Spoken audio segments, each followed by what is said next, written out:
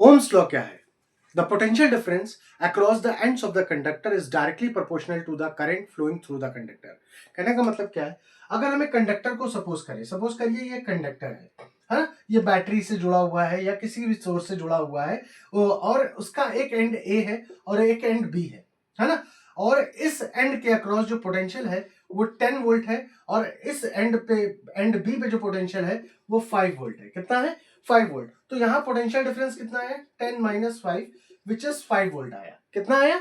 5 volt. अगर हम एक दूसरा कंडक्टर ले, फॉर एन एग्जाम्पल, ये हमारे पास दूसरा कंडक्टर है और इसका एक एंड सी है और एक एंड डी है, और इस एंड का जो पोटेंशियल है वो 15 वोल्ट है और इस एंड का जो पोटेंशियल है वो 5 वोल्ट है।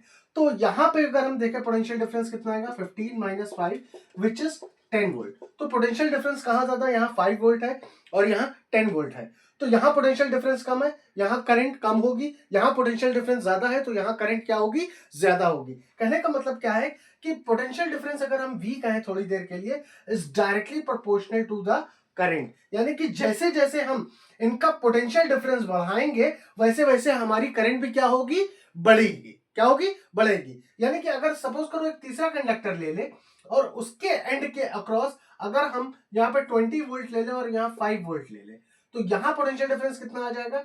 20 माइनस 5 विच इज 5 वोल्ट। तो यहाँ पोटेंशियल डिफरेंस 15 वोल्ट। तो 15 वोल्ट आ रहा है, तो सबसे ज्यादा इन तीनों में करंट कहां होगी? यहाँ। यानी कि V is directly proportional to क्या होने वाला है? I।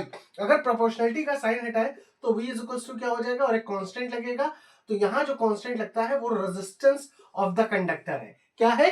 Resistance of the conductor है। और R को यहाँ पे डिफाइन किया जाएगा V upon I, the ratio of potential difference to the current.